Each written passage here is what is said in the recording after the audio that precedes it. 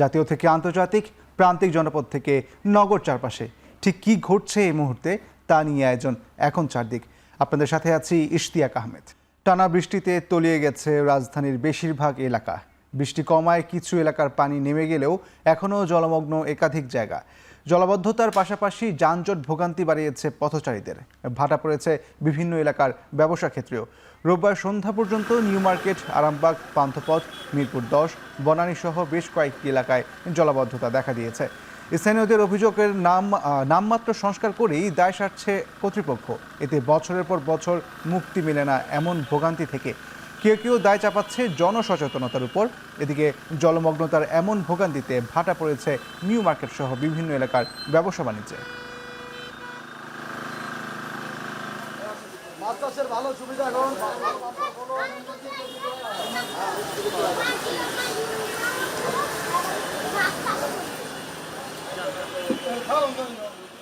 মার্কেটে যে কাস্টমার আসবে, পানি থাকলে আসে কাস্টমার, ওই দেখেন সুপার মার্কেট বন্ধ, চন্দ্রিমা বন্ধ। চলাচলের সমস্যা, যাতায়াতের সমস্যা, তারপরে আবার গাড়ি ঘোড়া জায়গায় জায়গায় নষ্ট হচ্ছে।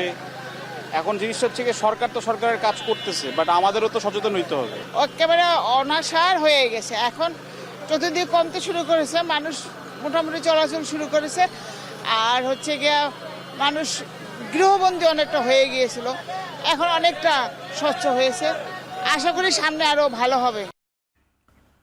নতুন করে ভারী বর্ষণে চট্টগ্রামের কিছু এলাকায় আবারও পানি বাড়তে শুরু করেছে। ভোর থেকে ভারী বর্ষণে ডুবেছে নগরীর অধিকাংশ নিচু এলাকা। এদিকে কক্সবাজারেও ভোর থেকে মুষলধারে বৃষ্টি হচ্ছে। টানা দুদিন পর শনিবার চট্টগ্রাম অঞ্চলের বন্যা পরিস্থিতির কিছুটা উন্নতি হলেও রোববার ভোর থেকে নতুন করে শুরু হওয়া ভারী বর্ষণ ফের উদ্বেগ বাড়িয়েছে। অনেক নিচু এলাকায় আবারও পানি বাড়তে শুরু করায় ভর করেছে নতুন আতঙ্ক। ভোর থেকে ভারী বর্ষণে ডুবেছে নগরীর অধিকাংশ নিচু এলাকা। রাঙামাটিতে পাহাড় ধসের চরম সংখ্যার মাঝেই বাঘাইছড়ির পর ডুবছে বিলাইছড়ি ও বরকলের নিম্নাঞ্চল। রাঙ্গুনিয়ার শিলক এলাকায় পাহাড়ি ঢলে বেইলি সেতু ধসে পড়ায় রাঙ্গামাটির সাথে বান্দরবানের সড়ক যোগাযোগ সম্পূর্ণ বন্ধ রয়েছে। এদিকে 7 দিনের টানা বর্ষণ শেষে বান্দরবান সদরে পানি কিছুটা কমতে শুরু করেছে। তবে সাঙ্গু, মাতামুহুরী ও বাঁকখালী নদীর পানি এখনও বিপদসীমার উপরে। এদিকে কক্সবাজারে বন্যার পানি ধীর গতিতে নামলেও কাটেনি জনদুর্ভোগ। চকরিয়া, পেকুয়া ও মাতামুহুরী সহ 10টি উপজেলার অন্তত 150টি গ্রাম এখনও প্লাবিত। পানিবন্দী প্রায় 3 লাখ মানুষ।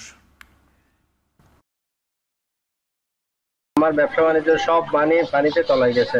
এখানে অবশিষ্ট বলতে আর কিছু নাই, মানুষ গরু ছাগল নিয়ে খুবই মানবতার জীবন যাপন করতেছে। পানি এখন আরো বৃদ্ধি পেয়েছে। এখন আমাদের এখানে বিশেষ করে ঔষধের প্রয়োজন। হাজার হাজার ফ্যামিলি, এখন সরকারিভাবে কোনো ত্রাণ আসে নাই। 1 মাসের প্রায় বৃষ্টিপাতের 80% এই 7 দিনের সময়ের মধ্যে হয়েছে। কক্সবাজার জেলায় আমাদের 71টি ইউনিয়নের মধ্যে প্রায় 69টি ইউনিয়নই ক্ষতিগ্রস্ত। প্রায় 2 থেকে 2.5 লক্ষ লোক পানিবন্দী আছে। বৃষ্টি হলেই তলিয়ে যায় দেশের উত্তর পূর্বাঞ্চল। কয়েকদিনের ভারী বৃষ্টি আর পাহাড়ি ঢলে মৌলভীবাজার, হবিগঞ্জ, সুনামগঞ্জে পানিবন্দী লক্ষাধিক মানুষ।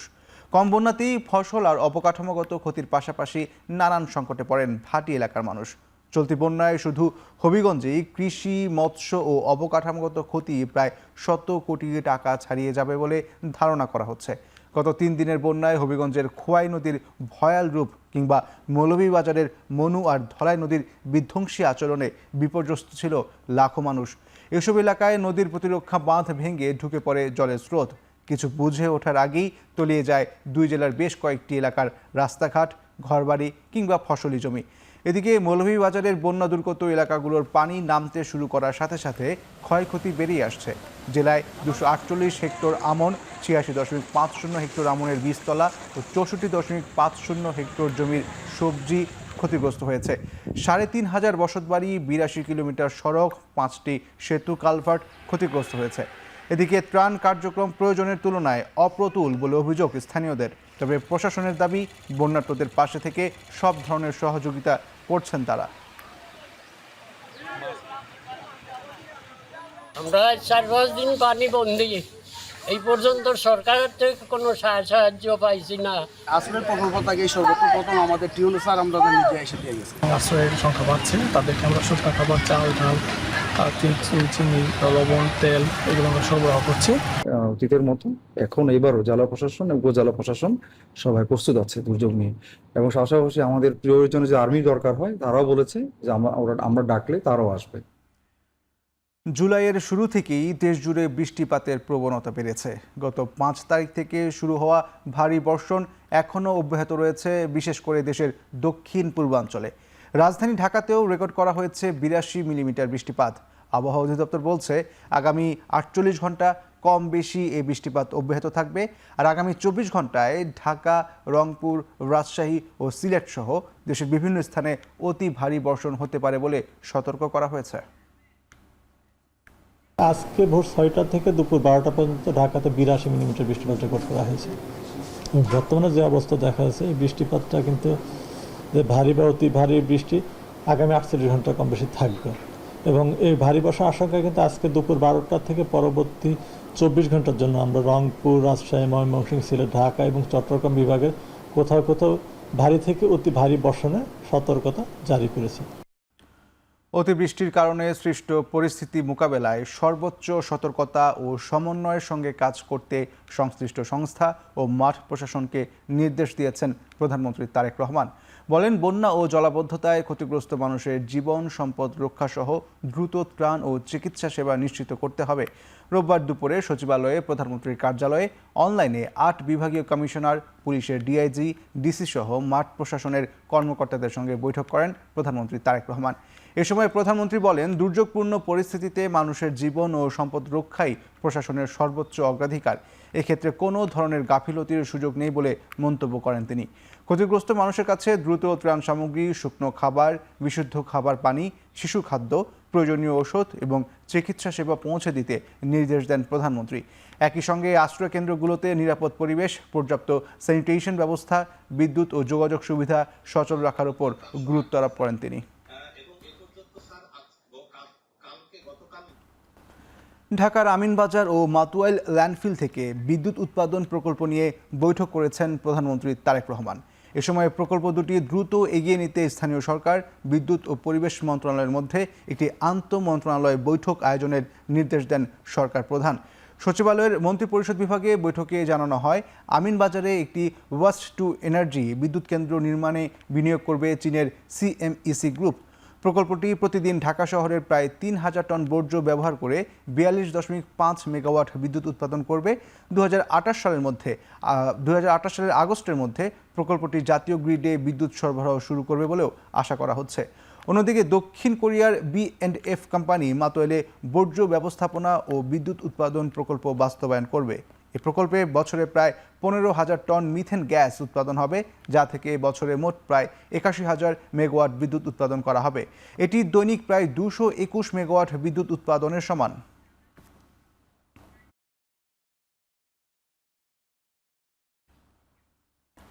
শেখ হাসিনার স্বাধীনভাবে দেশে ফিরে আত্মসমর্পণের সুযোগ নেই জানিয়ে চিফ প্রসিকিউটর আমিনুল ইসলাম বলেছেন, তিনি দেশে আসলেই গ্রেপ্তার করে কারাগারে নেওয়া হবে। আন্তর্জাতিক অপরাধ ট্রাইব্যুনালে সাংবাদিকদের সঙ্গে আলাপকালে তিনি আরও বলেন, শেখ হাসিনা ভারত সরকারের নিয়ন্ত্রণে রয়েছেন, তিনি চাইলেই স্বাধীনভাবে দেশে ফিরতে পারবেন না, তাকে বাংলাদেশ ও ভারত সরকারের মাধ্যমে আসতে হবে। এছাড়া চিফ প্রসিকিউটর বলেন, ২০১৩ সালের ৫ মে শাপলা চত্বরে হেফাজতের জনসভায় হত্যাকাণ্ডের মামলার তদন্ত শেষ হয়েছে। আগামী ২১ জুলাই প্রতিবেদন দাখিল করা হবে। জুলাই গণঅভ্যুত্থানে মানবতা বিরোধী অপরাধসহ প্রায় ১০টি মামলার তদন্ত প্রায় শেষের পথে বলেও জানান ট্রাইব্যুনালের চিফ প্রসিকিউটর। সাবেক প্রধানমন্ত্রী শেখ হাসিনা তিনি জুলাই অভ্যুত্থানে তার একটা command responsibility, superior command responsibility আছে, এবং সেই দায় থেকে তার একবার একটা শাস্তি হয়েছে। এর বাইরেও যেমন ধরেন শাপলা চত্বর হত্যা মামলায় তার একটা সুপিরিয়র কমান্ড রেসপন্সিবিলিটি আছে, তার ব্যক্তিগত দায়ও আছে। তিনি তো এখানে দণ্ডপ্রাপ্ত, তিনি ভারতে নির্বাসনে, ভারত সরকার তাকে দিতে পারে, ভারত সরকার তাকে নাও দিতে পারে। তো উনি স্বাধীনভাবে এসে আত্মসমর্পণ করবেন এই সুযোগ আমার মনে হয় যে এটা ঠিক না। মুজিব বর্ষের নামে বিভিন্ন কর্মসূচিতে ৯৮২ কোটি টাকা অপচয় করেছে তৎকালীন আওয়ামী লীগ সরকার।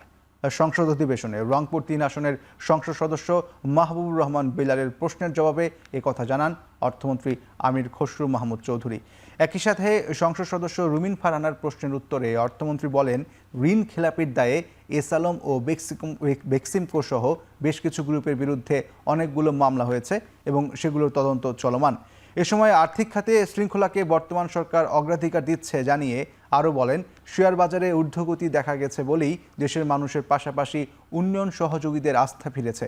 এছাড়া কর হার নেটওয়ার্ক বাড়াতে ভোগান্তি ছাড়া ফ্ল্যাট রেটে কর প্রদানের ব্যবস্থা নেওয়া হবে বলেও জানান অর্থমন্ত্রী। 13 জুলাই বিকেল 3টা পর্যন্ত অধিবেশনের মুলতবি ঘোষণা করেন স্পিকার। মুজিব বর্ষ পালন উপলক্ষে প্রতিটি জেলা উপজেলায় বিভিন্ন ধরনের কর্মসূচি বাস্তবায়ন এবং শেখ মুজিবের ছবি ও বেদি তৈরি, বিভিন্ন সরকারি অফিসে ব্রোঞ্জ, তামা, মার্বেল পাথরের মূর্তি বানাইতে এবং রাষ্ট্রীয়ভাবে সময় গণনার ডিজিটাল বোর্ড তৈরিতে সকল মন্ত্রণালয় বিভাগ সর্বমোট 982,91,74,74,000 কোটি টাকা ব্যয় করেছে মাননীয় স্পিকার। চট্টগ্রামে বন্যায় সরকার যথেষ্ট তৎপরতা দেখাচ্ছে না বলে মন্তব্য করেছেন এনসিপির আহ্বায়ক ও বিরোধী দলীয় চিফ হুইপ নাহিদ ইসলাম। দুপুরে চট্টগ্রামে বন্যা পরিস্থিতি পরিদর্শন ও ত্রাণ বিতরণের সময় এসব কথা বলেন তিনি। আরও বলেন, চট্টগ্রামের অনেক মন্ত্রী প্রতিমন্ত্রী আছেন, বন্যা মোকাবিলায় তাদেরও কোনো তৎপরতা দেখা যাচ্ছে না। সরকারকে আরও বেশি তৎপর হওয়ার আহ্বান জানান নাহিদ ইসলাম। এ সময় এনসিপির দক্ষিণাঞ্চলীয় মুখ্য সংগঠক হাসনাত আবদুল্লাহ সহ কেন্দ্রীয় ও স্থানীয় নেতারা উপস্থিত ছিলেন। পুরো বাংলাদেশের মানুষের চোখ এখন চট্টগ্রাম অঞ্চলে, পুরো পার্বত্য চট্টগ্রাম কক্সবাজার অঞ্চলে। এখানে বন্যার্ত মানুষকে নিয়ে সবাই ভাবছে। সরকারি সহযোগিতাটা সব জায়গায় যাচ্ছে না এখন পর্যন্ত। স্থানীয় সরকারের বা এখানে প্রশাসন যারা আছে তারা অনেক দেরিতে কাজ শুরু করেছে বলে আমাদের কাছে মনে হচ্ছে। চট্টগ্রাম অঞ্চলের অনেক মন্ত্রী আছে, প্রতিমন্ত্রী আছে, তাদের সক্রিয়তাটা কিন্তু জনগণ আসলে দেখতে পাচ্ছে। অর্থমন্ত্রী আমির খসরু মাহমুদ চৌধুরী বলেছেন, IMF এর আগের ঋণ কর্মসূচি থেকে সরে এসে জনগণের স্বার্থে নতুন করে ঋণ কর্মসূচিতে যুক্ত হতে চায় সরকার। আওয়ামী লীগ সরকার যে ঋণ কর্মসূচি নিয়েছিল তাতে জনগণের স্বার্থ সুরক্ষা হয়নি বলেও মন্তব্য করেন তিনি। অর্থ মন্ত্রণালয়ে সাংবাদিকদের প্রশ্নের জবাবে অর্থমন্ত্রী বলেন, IMF আগের কিস্তির টাকা পাওয়া নিয়ে চিন্তা নেই, দেশের বিনিয়োগ বাড়াতে ভিসা নীতির পরিবর্তন দরকার বলেও জানান তিনি। এর আগে IMF মিশন প্রধান ইভো ক্রুজনারের নেতৃত্বে প্রতিনিধি দল নতুন ঋণ কর্মসূচির সম্ভাব্যতা যাচাই, অর্থনৈতিক সংস্কার ও সামষ্টিক পরিস্থিতি নিয়ে অর্থ সচিবের সঙ্গে বৈঠক করে। এদিন অর্থমন্ত্রীর সঙ্গে বৈঠক হওয়ার কথা থাকলেও সাবেক স্পিকার ব্যারিস্টার জমির উদ্দিন সরকারের জানাজার কারণে বৈঠকটি বাতিল হয়। 2023 সালে IMF এর অনুমোদিত পূর্ববর্তী ঋণ কর্মসূচির কিছু অংশ এখনও বকেয়া রয়েছে। অর্থ ছাড় নিয়ে প্রায় 1 বছর আলোচনা চললেও শেষ পর্যন্ত সেই অর্থ ছাড় হয়নি। তবে নতুন করে IMF এর কাছে 3 বছরের জন্য প্রায় $450 কোটি নতুন ঋণ কর্মসূচিতে যুক্ত হতে চায় সরকার।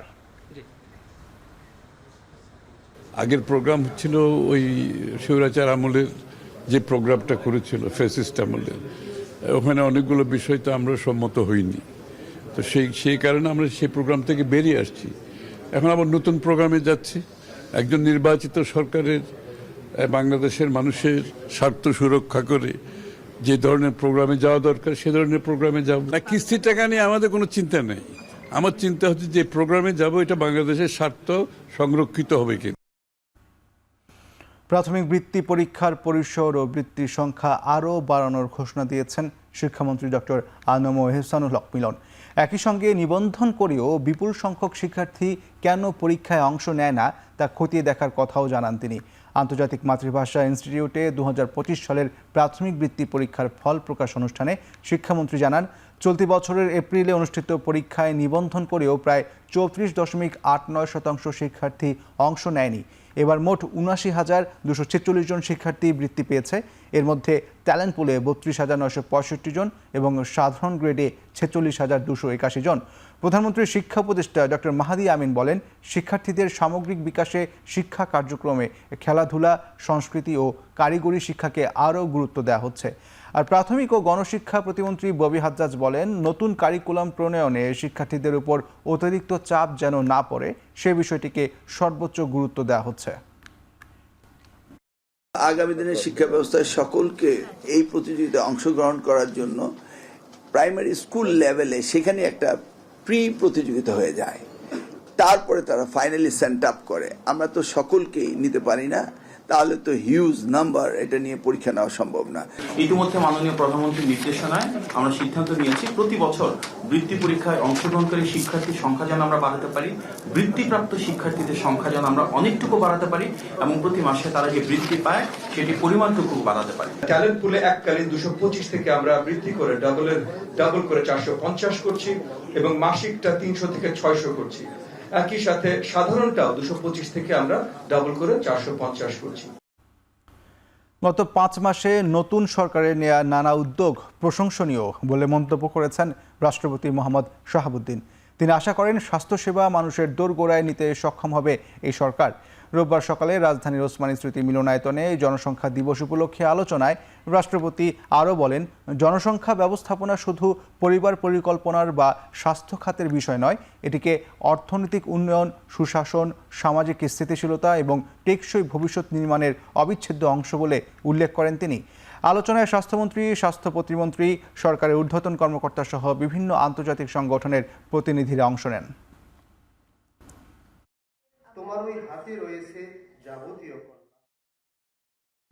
আমরা জেলা মেডিকেল কলেজ হাসপাতালে 50 শয্যা বিশিষ্ট ডায়ালিসিস সেন্টার করতে যাচ্ছি, কাজ শুরু করেছি।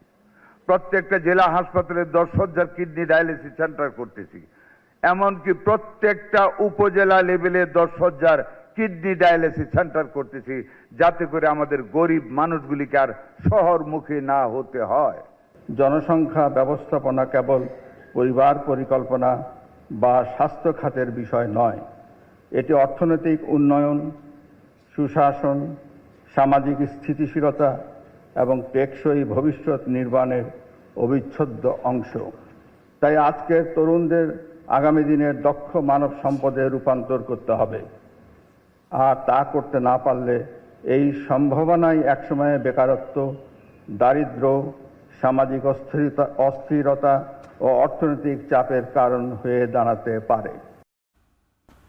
রোববার সকাল 8টা পর্যন্ত হাম ও হামের উপসর্গে আরও 5 শিশুর মৃত্যু হয়েছে। এদিকে একই সময়ে ডেঙ্গুতে মৃত্যু হয়েছে আরও একজনের। রোববার স্বাস্থ্য অধিদপ্তর পাঠানো এক সংবাদ বিজ্ঞপ্তিতে এ তথ্য জানানো হয়। গেল 15 মার্চ থেকে এ পর্যন্ত হামে মোট মৃত্যু দাঁড়ালো 758 জনে। একই সঙ্গে গেল 24 ঘন্টায় হামের উপসর্গ শনাক্ত হয়েছে 879 জনের এবং নিশ্চিত হাম শনাক্ত হয়েছে 90 জনের। এ নিয়ে মোট হাম রোগী শনাক্ত হলো 1,24,000। এ পর্যন্ত হামের জটিলতা নিয়ে হাসপাতালে ভর্তি হয় 94,000-এর মধ্যে সুস্থ হয়ে বাড়ি ফিরেছেন 90,605 জন। এদিকে এবছর ডেঙ্গুতে মৃতের সংখ্যা বেড়ে দাঁড়িয়েছে 25 জনে। রাজধানীর আনন্দবাজার এলাকায় ফুটপাত থেকে 2টি মরদেহ উদ্ধার করেছে শাহবাগ থানা পুলিশ। রোববার বিকেলে বিষয়টি নিশ্চিত করেন থানার অতিরিক্ত পরিদর্শক আল মামুন। তবে এখনও মরদেহ দুটির পরিচয় শনাক্ত করা যায়নি। এসআই আল মামুন জানান, খবর পেয়ে দুপুরে আনন্দবাজার এলাকায় সড়কের পাশ থেকে মরদেহ দুইটি উদ্ধার করে পুলিশ। পরে ঢাকা মেডিকেল কলেজ হাসপাতালের মর্গে পাঠানো হয়। উদ্ধারের সময় প্রয়োজনীয় আলামত সংগ্রহ করে পুলিশের অপরাধ তদন্ত বিভাগ কিভাবে মৃত্যু ঘটেছে সিআইডির আলামত ও ময়না তদন্তের প্রতিবেদনের আগে বলা সম্ভব নয়। নিহতদের পরিচয় শনাক্তের কাজ চলছে। হিসাবে উদ্ধার হয়েছে, ফুটপাতে পড়েছিল বৃষ্টির মধ্যে। আমরা বৃষ্টির মধ্যে উদ্ধার করে হাসপাতালে নিচ্ছি। হাসপাতাল থেকে মৃত ঘোষণার পরে আমরা 2টা অপমৃত্যুর রেকর্ড করছি, অপমৃত্যু মামলা। সিআইডি ফরেনসিক বিভাগ এসে তাদের ফিঙ্গারপ্রিন্ট নিয়ে 2 জনের 2টা ঠিকানা পাওয়া, ঠিকানা বলতে শুধু থানার নাম পাওয়া গেছে, বংশালার মতিঝিল। নাটোরে মা ও শিশু কল্যাণ কেন্দ্রে চিকিৎসক ও নার্সের অবহেলায় শিশু মৃত্যুর অভিযোগে বিক্ষুব্ধ স্বজন ও জনতার হামলার শিকার হয়েছেন পরিবার পরিকল্পনা কর্মকর্তা। এ সময় হাসপাতালে ভাঙচুর চালায় স্বজনরা। পুলিশ জানায়, শনিবার নাটোর সদর উপজেলার আখদিঘা গ্রামের রিকশা চালক তার অন্তঃসত্ত্বা স্ত্রীকে নিয়ে শহরের মা ও শিশু কল্যাণ কেন্দ্রে যান। কর্তব্যরত চিকিৎসক পরীক্ষা নিরীক্ষা করে বাচ্চা সুস্থ রয়েছে বলে তাদের বাড়ি পাঠিয়ে দেন। সকালে ওই প্রসূতির ব্যথা শুরু হলে তাকে আবারও ওই কেন্দ্রে নেওয়া হয়। পরিবারের অভিযোগ, দীর্ঘ সময়ের অবহেলায় সন্তান গর্ভেই মারা যায়। পরে স্বাভাবিক ডেলিভারির মাধ্যমে মৃত সন্তানের জন্ম হয়। এই ঘটনায় রোগীর স্বজনরা ক্ষুব্ধ হয়ে উঠলে পালিয়ে যায় পরিদর্শিকা ইতি রানী। পরে ভারপ্রাপ্ত সহকারী পরিবার পরিকল্পনা কর্মকর্তা ডক্টর শাহাবুজ্জামান ঘটনাস্থলে গেলে উত্তেজিত জনতা তাকে মারধর করে। পরে পুলিশ গিয়ে পরিস্থিতি নিয়ন্ত্রণে নেয়।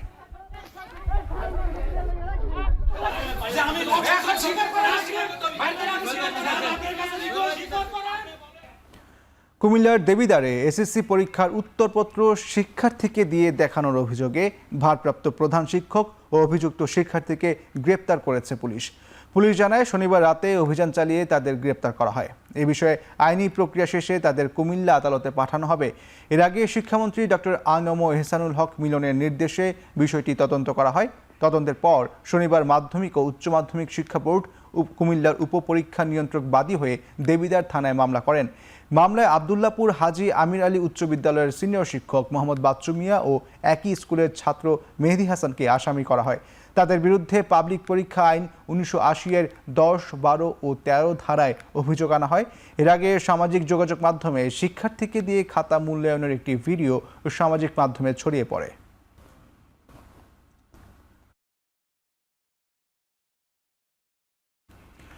নরসিংদীর রায়পুরায় মেথিকান্দা রেল স্টেশনের পরিচ্ছন্নতা কর্মী ববি বেগম হত্যা ও টাকা লুটের মামলায় গ্রেপ্তার 5 আসামির 3 দিনের রিমান্ড মঞ্জুর করেছেন আদালত।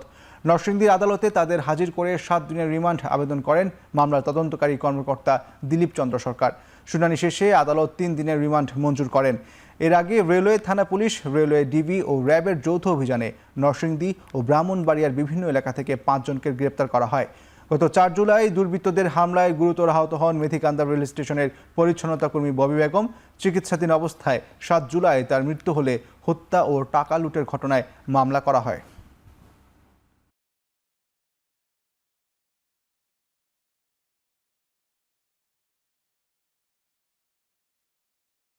নীলফামারীর ডোমারে ট্রাকের ধাক্কায় একই পরিবারের 3 জন সহ 4 জন নিহত হয়েছেন।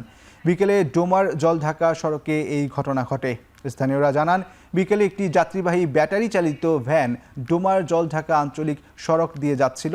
এ সময় পেছন দিক থেকে একটি দ্রুতগতির ট্রাক নিয়ন্ত্রণ হারিয়ে ভ্যানটিকে ধাক্কা দেয়। এতে ভ্যানটি দুমড়ে মুচড়ে ঘটনাস্থলে ভ্যান চালক ও একই পরিবারের আরও 3 জন যাত্রী মারা যান। পরবর্তীতে স্থানীয়রা গুরুতর আহত অবস্থায় আরও 2 জনকে উদ্ধার করে ডোমার উপজেলা স্বাস্থ্য কমপ্লেক্সে নেন।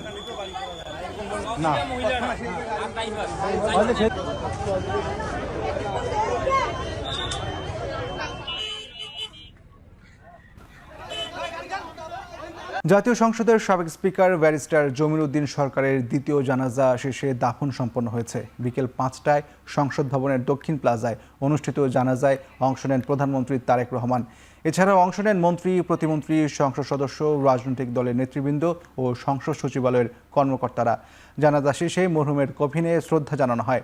শ্রদ্ধা জানান সরকার প্রধান, বিএনপি মহাসচিব মির্জা ফখরুল ইসলাম আলমগীর, বিরোধী দলীয় নেতা ডক্টর শফিকুর রহমান, স্পিকার হাফিজ উদ্দিন সহ অনেকেই। বরি আবহাওয়ার কারণে মরদেহ পঞ্চগড়ে নেওয়া সম্ভব না হওয়ায় সংসদ প্রাঙ্গণের নির্ধারিত চত্বরে সমাহিত করা হয় ব্যারিস্টার জমির উদ্দিন সরকারকে।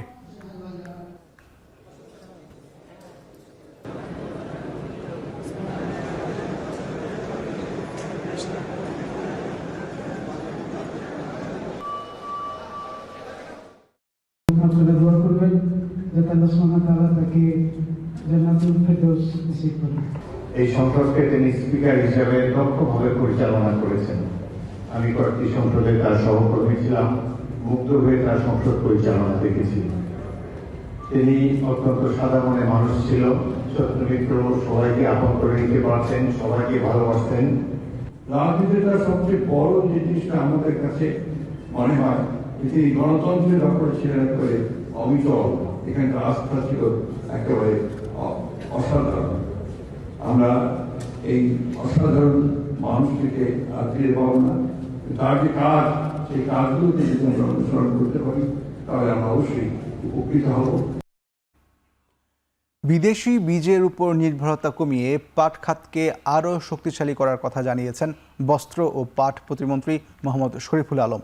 এ সময় দেশে পাটের সোনালী অতীত ফিরিয়ে আনতে নতুন পাট বীজ উদ্ভাবনে গবেষণা চলছে বলেও জানান তিনি। দুপুরে কিশোরগঞ্জ জেলা প্রশাসকের সম্মেলন কক্ষে কথা বলেন প্রতিমন্ত্রী। এবারও কৃষকরা উৎপাদিত পাটের ন্যায্য মূল্য পাবেন বলে সরকার আশাবাদী বলে জানান তিনি।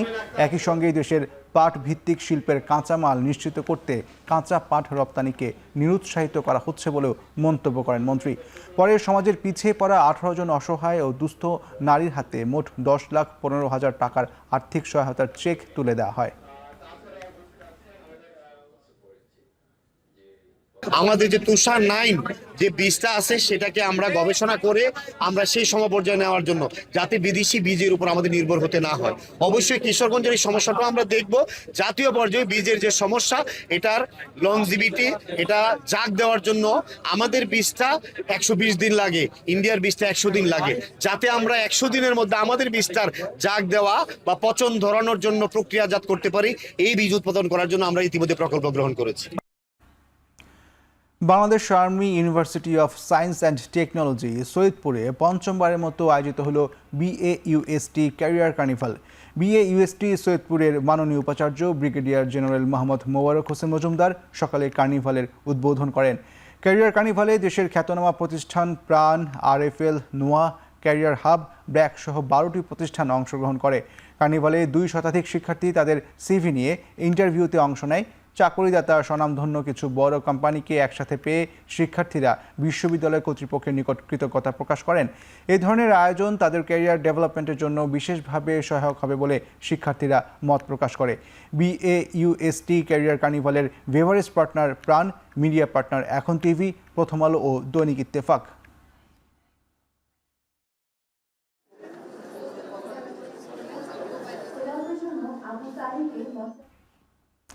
জনপ্রিয় ব্র্যান্ড আকিজ গ্রুপের আকিজ পাইপস সারা দেশের ফুটবল প্রেমীদের জন্য নিয়ে এসেছে অভিনব ও রোমাঞ্চকর উদ্যোগ আকিজ পাইপস ফুটবল চ্যাম্পিয়নশিপ। রোববার সকালে আকিজ হাউসে আয়োজিত ব্যতিক্রমী ক্যাম্পেইনের আনুষ্ঠানিক ঘোষণা দেওয়া হয়। চলমান ফিফা বিশ্বকাপকে ঘিরে ফুটবল ভক্তদের আবেগ ও উচ্ছ্বাসকে উদযাপন করতেই ব্যান্ডটি দেশব্যাপী এই ভিন্নধর্মী আয়োজন শুরু করতে যাচ্ছে। সাধারণ ফুটবল পায়ের কৌশলে খেলা হলেও আকিজ পাইপস ফুটবল চ্যাম্পিয়নশিপ বল নিয়ন্ত্রণ করতে হবে মুখের ফুঁ দিয়ে। আকিজ পাইপস ব্যবহার করে তৈরি বিশেষ গেমিং প্ল্যাটফর্মের প্রতিযোগীরা পাইপের ভেতর ফুঁ দিয়ে নিখুঁত নিয়ন্ত্রণ ও কৌশলের মাধ্যমে বলকে বিপক্ষ দলের গোলপোস্টে পাঠানোর লড়াই করবেন। উদ্যোগটির অংশ হিসেবে আকিজ পাইপসের 4টি সুসজ্জিত ব্র্যান্ডেড ক্যারাভ্যান দেশের বিভিন্ন বিভাগ ও জেলায় ঘুরে বেড়াবে। খেলার পাশাপাশি মাঠে আসা দর্শকদের জন্য থাকবে বৈচিত্র্যময় বিনোদন, নানাবিধ কার্যক্রম এবং আকর্ষণীয় পুরস্কারের ব্যবস্থা।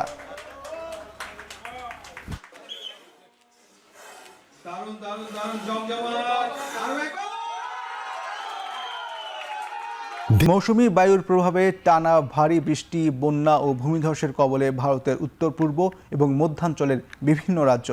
আসাম এবং ত্রিপুরায় অব্যাহত আছে ভারী বৃষ্টিপাত। এছাড়াও দিল্লি, মহারাষ্ট্র ও গুজরাটে আকস্মিক বন্যা এবং জলাবদ্ধতার জেরে বিঘ্নিত জনজীবন। ভারী বৃষ্টিপাত অব্যাহত আছে পশ্চিমবঙ্গেও। ভারতের আবহাওয়া অফিসের পূর্বাভাস আগামী কয়েকদিন হিমাচল প্রদেশ, উত্তরাখণ্ড, উত্তরপ্রদেশ ও মেঘালয়ে অতি ভারী বৃষ্টিপাত অব্যাহত থাকবে। এদিকে চীনের পূর্বাঞ্চলীয় তাইঝৌ উপকূলে আঘাত এনেছে শক্তিশালী টাইফুন বাভি। সরিয়ে নেওয়া হয়েছে 20 লাখ মানুষকে। চীনের পর জাপানের কয়েকটি দ্বীপে আঘাত হানার পর শক্তি হারিয়ে তাইওয়ানের উত্তর প্রান্ত ঘেঁষে বের হয়ে যায় টাইফুন বাভি। দুর্যোগটির প্রভাবে তাইওয়ানে প্রাণহানির সংখ্যা বেড়ে 18 জনে দাঁড়িয়েছে। নিখোঁজ বেশ কয়েকজন।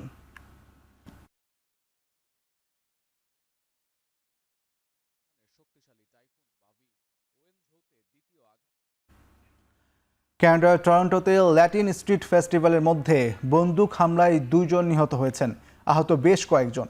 হামলাকারীকে খুঁজে বের করতেও চলছে অভিযান। স্থানীয় সময় রাত 8টার কিছু পরে সেন্ট ক্লিয়ার অ্যাভিনিউতে বন্দুক হামলার খবর পায় পুলিশ। এ সময় সেখানে ঐতিহ্যবাহী সালসা উৎসব চলছিল। ঘটনাস্থলে পৌঁছে গুলিবিদ্ধ অবস্থায় 6 জনকে উদ্ধার করে পুলিশ। পরে ঘটনাস্থলেই 2 জনের মৃত্যু হয়। গুরুতর জখম অবস্থায় বাকিদের হাসপাতালে ভর্তি করা হয়েছে। এরপর সংবাদ সম্মেলনে পুলিশ জানায়, ফেস্টিভ্যালের মধ্যেই 2 ব্যক্তির মধ্যে গুলি বিনিময় হয়েছে এবং ঘটনাস্থল থেকে উদ্ধার করা হয়েছে 2টি আগ্নেয়াস্ত্র। হামলার সময় ঘটনাস্থলে অন্তত 13,000 লোকের সমাগম ছিল।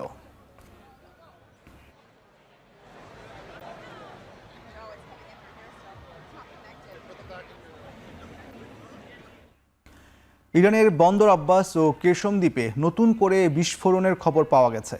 আইআরজিসি বলছে হামলাগুলো সামরিক অবকাঠামো লক্ষ্য করে চালানো হয়েছে, তবে হামলায় এখন পর্যন্ত কোনো হতাহতের খবর পাওয়া যায়নি।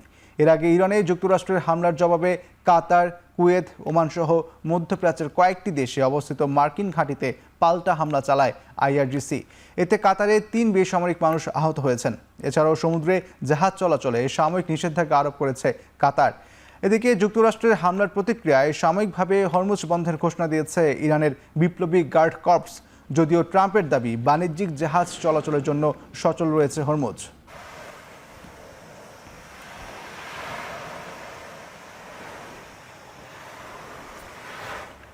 ভেনেজুয়েলায় 7 মাত্রার জোড়া ভূমিকম্পে নিহতের সংখ্যা বেড়ে 4,300 ছাড়িয়েছে। এখনও নিখোঁজ রয়েছে বহু মানুষ। দেশটির ভারপ্রাপ্ত প্রেসিডেন্ট দেলসি রদ্রিগেজ জানিয়েছেন, ভূমিকম্পে আহত হয়েছেন অন্তত 16,000-এর বেশি। উদ্ধার করা হয়েছে প্রায় 6,500। ঘরবাড়ি হারিয়েছে অন্তত 18,000 মানুষ। তাদের জন্য অস্থায়ী ক্যাম্পের ব্যবস্থা করেছে দেশটির সরকার। গেল 24 জুন ভয়াবহ 2টি ভূমিকম্প হয় ভেনেজুয়েলায়। এরপর প্রায় 1200 আফটার শক রেকর্ড হয় দেশটিতে।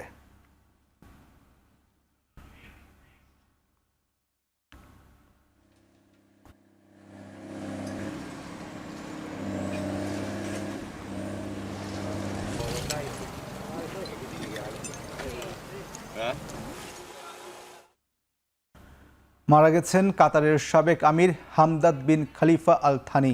মৃত্যুর সময় তার বয়স হয়েছিল 74 বছর। 1995 থেকে 2013 সাল পর্যন্ত কাতারের পুনর্গঠনে গুরুত্বপূর্ণ ভূমিকা রাখেন তিনি।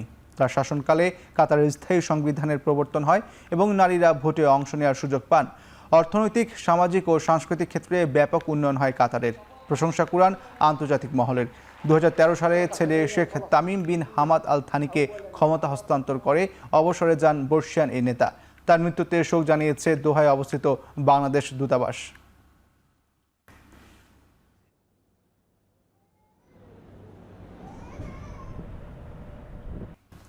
শেষ করছি এখন চারদিক। এখন টেলিভিশন ওয়েবসাইটে দেখতে ভিজিট করুন www.ekon.tv। এছাড়া ফেসবুকে দেখতে ভিজিট করুন facebook.com/tv.ekon এবং ইউটিউবে দেখতে ভিজিট করুন youtube/c/ekontv।